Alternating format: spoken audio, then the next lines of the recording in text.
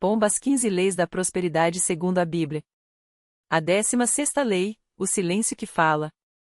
O velho rabino Eliezer fechou o livro de couro desgastado e olhou para o horizonte, onde as colinas de Judá se perdiam na bruma do entardecer. Seu discípulo, o jovem Natã, aguardava em silêncio, como lhe haviam ensinado. Não era hora de perguntas, mas de escutar o que o vento trazia entre as folhas das oliveiras. Há 15 leis que te ensinei, disse Eliezer, passando os dedos pelos fios brancos da barba.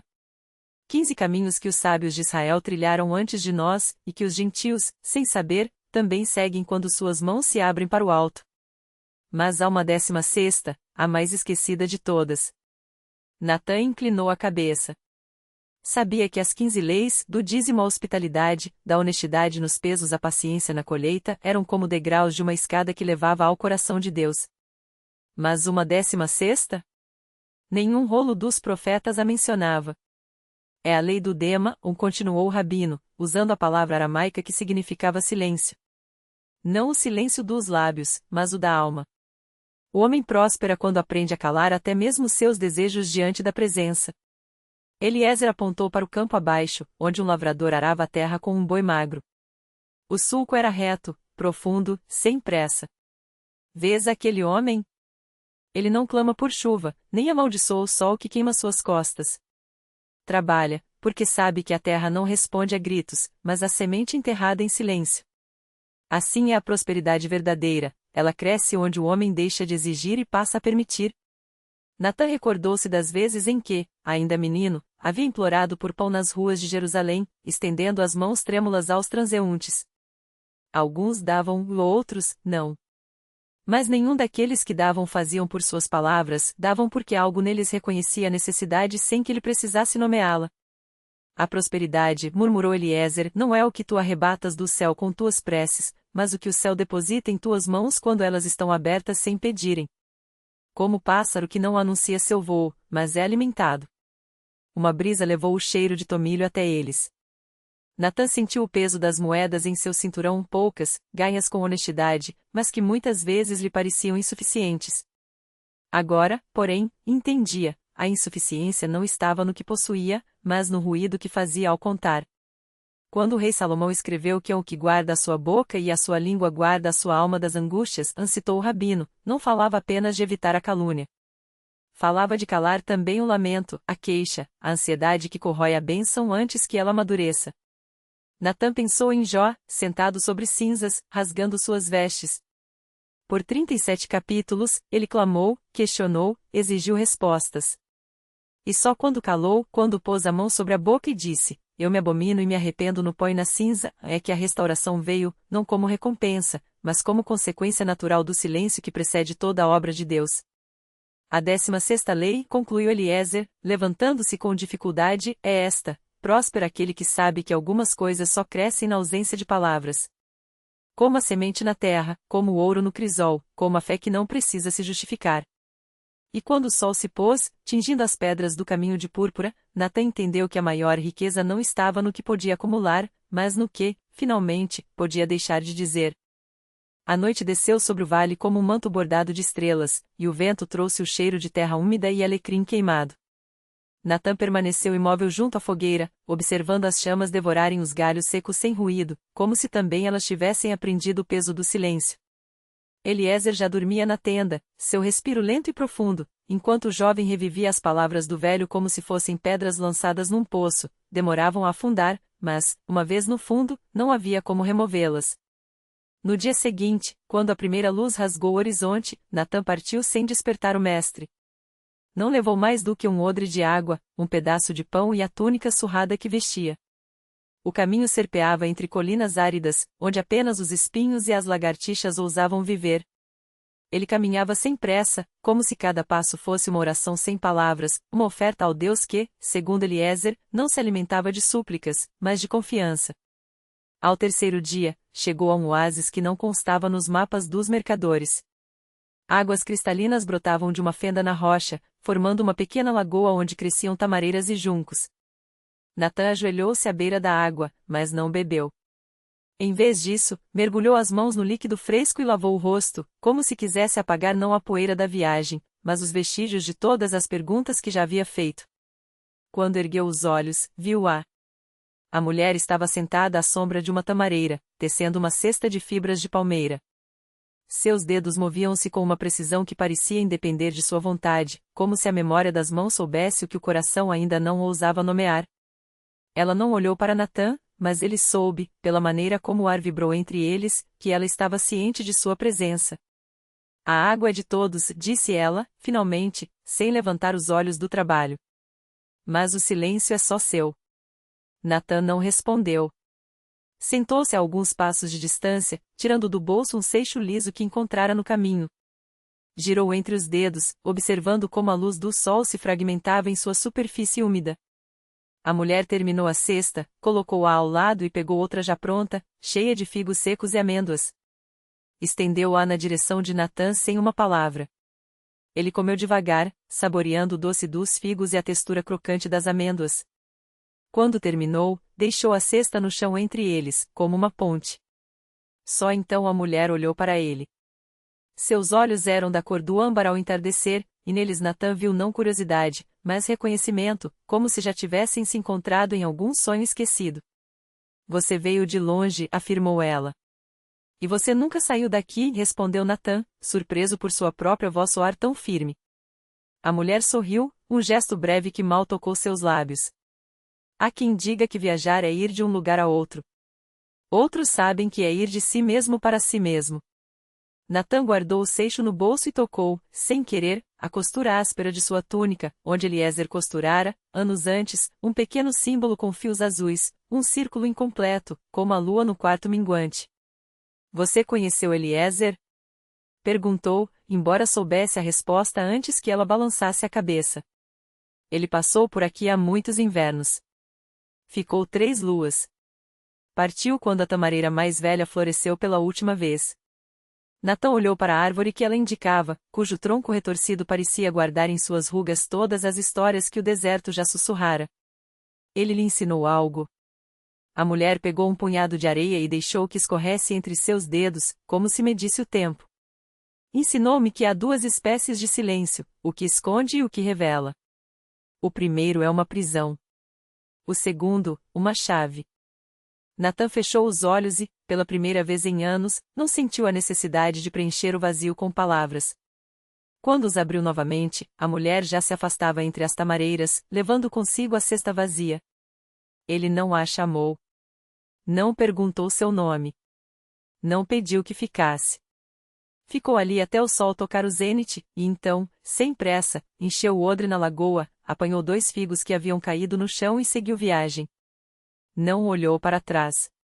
Não porque não quisesse, mas porque algumas coisas, como a semente, como o ouro, como a fé, só florescem quando deixadas para trás, confinadas ao silêncio que as torna eternas. O caminho se estendia como um fio de lã desfiado pelo vento, serpeando entre colinas áridas onde apenas os espinhos e as pedras pareciam ter encontrado um acordo de paz. Natã caminhava com a lentidão de quem já não teme o destino, mas também não o busca. O odre balançava em seu ombro, gotejando água que evaporava antes mesmo de tocar o solo. Os figos, ainda firmes entre seus dedos, carregavam o peso de uma doçura que ele não provaria tão cedo. Ao anoitecer, chegou a um povoado de casas baixas, feitas de barro e madeira retorcida pelo sol. Não havia muros, nem guardas, nem sequer um nome gravado em alguma pedra. As pessoas observaram em silêncio quando passou pela praça central, onde um fogo crepitava sem pressa, como se o tempo ali também tivesse aprendido a se curvar. Uma criança, de olhos grandes como moedas de cobre, estendeu-lhe um pedaço de pão ázimo. Natã aceitou sem agradecer, não por ingratidão, mas porque algumas ofertas não pedem palavras, apenas o gesto de recebê-las. Dormiu debaixo de um alpendre, enrolado em sua própria sombra. Sonhou com a mulher das tamareiras, mas no sonho ela não carregava uma cesta, e sim um espelho que refletia não seu rosto, mas o vazio entre as estrelas. Quando acordou, o povoado já estava em movimento, e ele partiu sem que ninguém notasse sua saída. Os dias seguintes foram uma sucessão de areia e céu. Encontrou um homem que vendia água por 3 moedas o gole, e outro que trocava histórias por silêncios. Natã deu-lhe metade de suas memórias em troca de um relato sobre uma cidade onde os mortos não eram enterrados, mas pendurados em árvores para que o vento os desfiasse até virarem pó. Não perguntou se era verdade. Algumas coisas não precisam ser. Na 7ª noite, o deserto lhe ofereceu um presente, uma pedra negra, lisa como pele de cobra, quente ao toque. Natã a guardou no bolso, sem saber por quê. Talvez porque, como a semente, como o ouro, como a fé, algumas coisas só revelam seu propósito quando já não as carregamos mais. Foi então que avistou as torres. Não eram altas, nem imponentes, mas se erguiam do chão como dedos de um gigante adormecido. A cidade não tinha muros, mas também não tinha portas. Natã entrou sem que ninguém o impedisse. As ruas eram estreitas e sinuosas, cheias de cheiros que não conseguia nomear, canela queimada, metal úmido, algo doce e podre ao mesmo tempo. As pessoas falavam baixo, como se temessem acordar alguma coisa. Ele seguiu até a praça central, onde uma fonte seca exibia, em seu centro, uma estátua sem rosto. Alguém havia deixado flores aos seus pés, mas elas já estavam murchas, petrificadas pelo tempo. Você veio, disse uma voz atrás dele. Natã se virou. Era um homem velho, de barba branca e olhos tão claros que pareciam feitos de gelo derretendo. Vestia uma túnica simples, mas nas mãos carregava um bastão de madeira escura, nodoso como os galhos de uma árvore antiga. Não vim por nada, respondeu Natã. O velho sorriu, e seu sorriso foi como uma rachadura em uma parede de silêncio. Isso é o que todos dizem. Até descobrirem que já estavam procurando antes mesmo de saber o que era. Natã não perguntou o que ele queria dizer. Em vez disso, tirou a pedra negra do bolso e a colocou na palma do velho. Este a observou por um longo momento, como se escutasse algo dentro dela. Ela não é sua, disse finalmente. Mas também não é minha. E com isso, virou-se e se afastou, deixando Natã sozinho diante da estátua sem rosto, com o peso de uma verdade que ainda não era sua, mas que, como a semente, como o ouro, como a fé, um dia floresceria. A pedra e o caminho. Natã permaneceu imóvel por um longo tempo, observando a estátua sem rosto. O vento soprava entre as colunas do templo abandonado, arrastando folhas secas que se acumulavam aos pés da figura de pedra. Ele fechou a mão sobre a pedra negra, sentindo seu peso frio, como se ela absorvesse o calor de sua pele. Não era sua. Mas também não era do velho. Aquelas palavras ecoavam em sua mente, misturadas ao murmúrio do vento. Ele não entendia, mas algo dentro dele, algo profundo, como uma raiz escondida, sabia que não podia simplesmente deixar a pedra ali. Guardou-a de volta no bolso e seguiu na direção que o velho havia tomado, embora não soubesse por quê. O caminho o levou através de uma floresta de árvores retorcidas, cujos galhos se entrelaçavam como dedos ossudos. O sol mal penetrava aquela espessura, e a luz que chegava ao chão era verde e úmida, como se filtrada por séculos de folhagem. Natã não tinha pressa.